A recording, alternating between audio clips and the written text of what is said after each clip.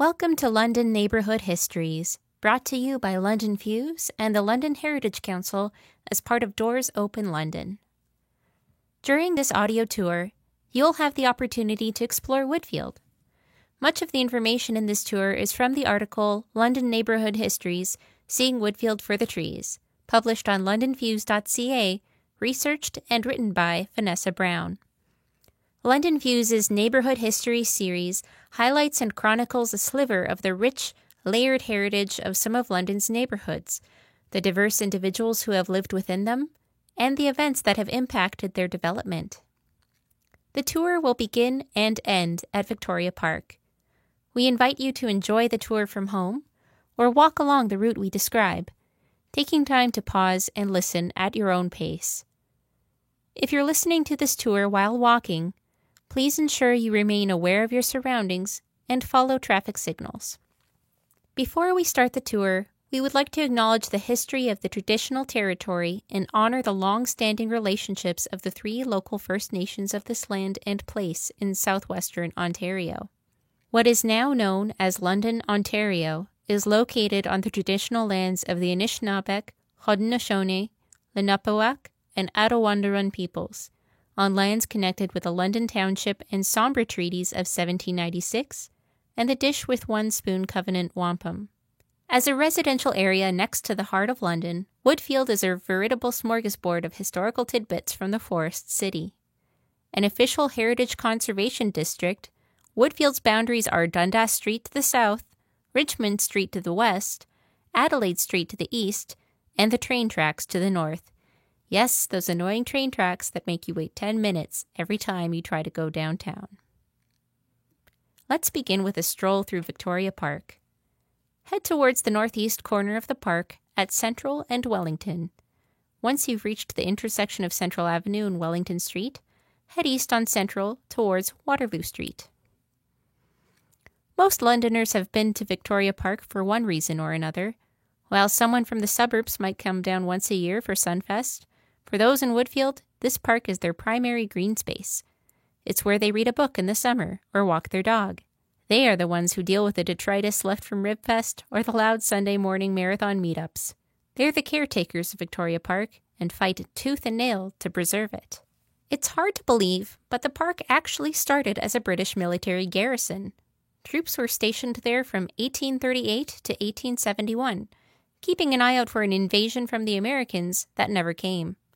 From 1853 to 1861, the Crimean War drew away the troops, and the barracks were used as a destination for as many as 700 African-American refugees fleeing slavery in the United States. This made London an important part of the Underground Railroad. After the army moved out, the city bought the lands, and a parcel of it was turned into Victoria Park in 1874 by Lord Dufferin. You might also like to know this fun tidbit about the park. London's first driver's license was issued to a man named Mr. Gibson after a very difficult test. He had to drive around Victoria Park twice. Continue east on Central. Look around at the houses on both sides of the street.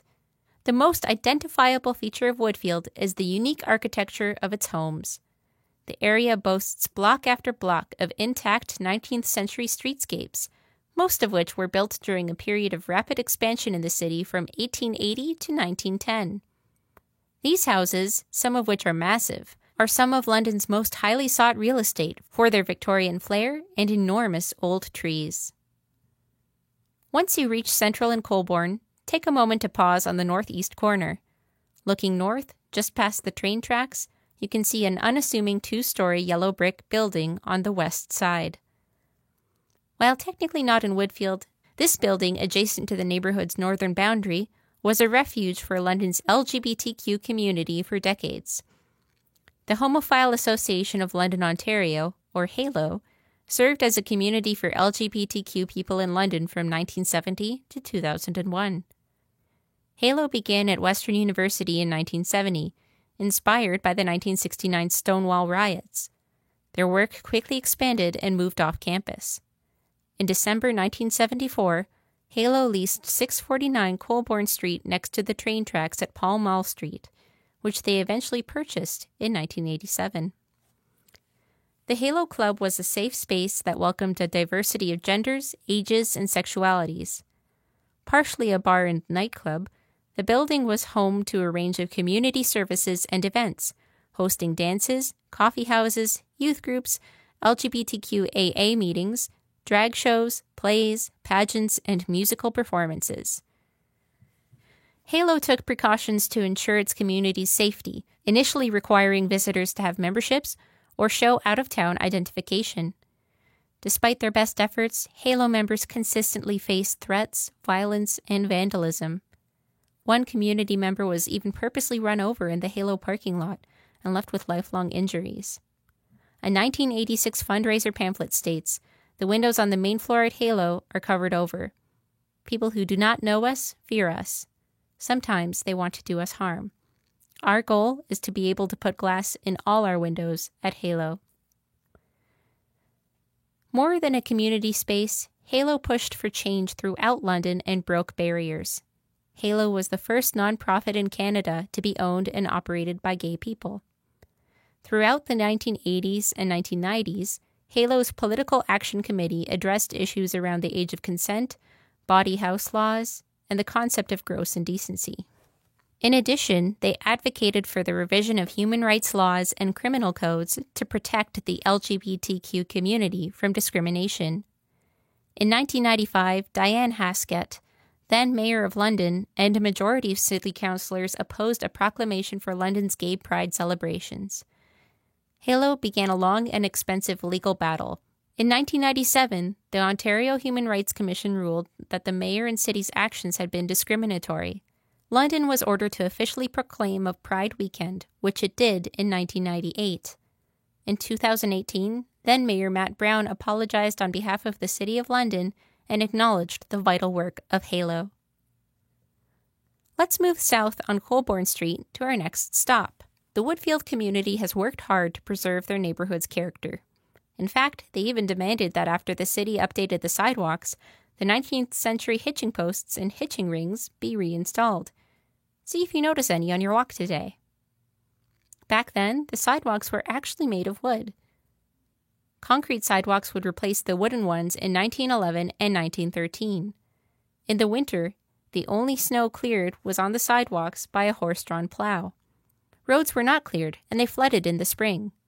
The horses were around until the Depression of the 1930s. As you walk down Colborne, take a look at the houses you pass. Many garages are converted carriage houses. You can spot old horse barns and other outbuildings that have been converted into granny suites, apartments, or studios, tucked behind the manors of Woodfield. Another style of architecture popular in Woodfield is the Ontario cottage, a style that originated in the 1840s. The Woodfield neighborhood has some of the finest preserved examples of this style in the province, including 513 Colborne Street. You can see it to your right after you cross Princess Avenue. While the building has been altered over the years, it still retains many of its original features. It was also home to a famous piano teacher, Miss Hazel Taylor, who taught scores of children how to tinkle the ivories during London's mid-20th century period. Continue on Colborne Street until you reach Dufferin Avenue. Head east on Dufferin for our next stop. Woodfield's proximity to the downtown core has made it popular since its formation. Who doesn't want to live within walking distance from all the action? This is part of what makes Woodfield so special. It rates very highly when it comes to walkability and safe cycling. It makes sense. When many of these houses were built, the primary form of transportation was horse and buggy. By the time you got the horses ready, you may as well have just walked. As you approach Maitland Street, you'll see a yellow brick building to your left on the northwest side of Maitland and Dufferin known as Fitzgerald's Corners. Constructed in 1888, the building was named after James Fitzgerald, who started a grocery store at 466 Dufferin Avenue in 1890. It remained a neighborhood grocer until 1972 when it became a variety store. The other side of this charming corner structure has served residents in many forms over the years, as home to a pharmacist, a barber, a butcher, a laundromat, and many other entrepreneurs. Cross over on Maitland and walk back west on Dufferin Avenue. As you walk back down Dufferin, you'll see the large commanding Masonic Hall, also known as Dufferin Hall. The building, constructed in 1964, replaced the Grand Masonic Temple at the northwest corner of Richmond and King. That building was opened in September 1881, and its interior was gutted by fire on February 23, 1900. It was rebuilt with an extra story as the Richmond Building, but was demolished in 1968. Turn left onto Colborne to get to our next stop. Some of London's most famous industrialists and business people resided in Woodfield, such as the founders of Smallman and Ingram, the Reeds, Alexander McBride, many employees and founders of the London Free Press and London Advertiser, educator Herbert Beale, and librarian William Carson. Our next stop is 468 Colborne Street. The large Queen Anne Revival House was owned by John B. Smallman, co-founder of Smallman and Ingram, a retail dry goods store located in downtown London from 1877 to 1944. The building has been home to the Mocha Shriners since 1955. While additions have been made, the architectural beauty of the original structure remains. From here, you'll head north on Colborne, back to Dufferin Avenue, turning left back towards Victoria Park. As you walk to and down Dufferin Avenue, take time to appreciate the range of architectural styles throughout Woodfield. Many of the heritage houses were built during the reign of Queen Victoria, 1837 to 1901, and reflect a wide variety of architectural styles. You've passed buildings constructed in the Romanesque style, the Queen Anne style, the Ontario Cottage style, and the Italianate style. During the 1850s, London attracted architects eager to take part in the development of a new community.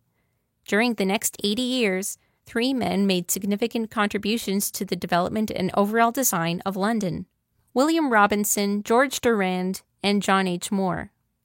These 3 architects were responsible for many of the city's significant business and residential buildings. The bulk of these buildings are found here in Woodfield. Take a moment to pause at 368 and 370 Dufferin Avenue, known as the Sister Houses. 368 and 370 Dufferin Avenue are called the Sister Houses because Alexander MacLean built them for his 2 daughters. Continue west on Dufferin, next pausing at the intersection of Waterloo and Dufferin, and look over at Central Secondary School.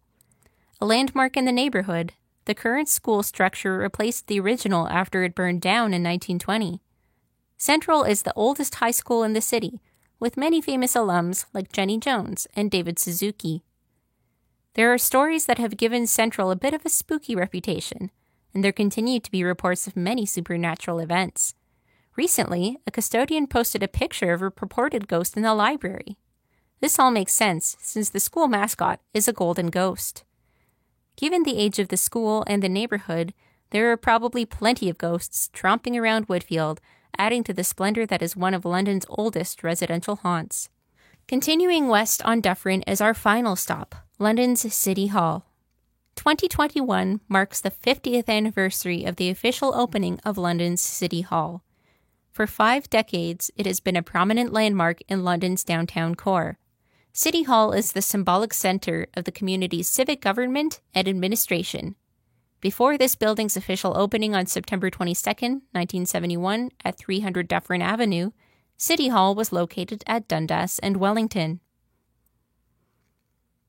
Thank you for joining us on this audio tour of Woodfield. We hope you enjoyed and learned something new about your neighborhood. London Neighborhood History's audio tour is brought to you by London Views and the London Heritage Council as part of Doors Open London. Find more London neighborhood histories at londonviews.ca/heritage.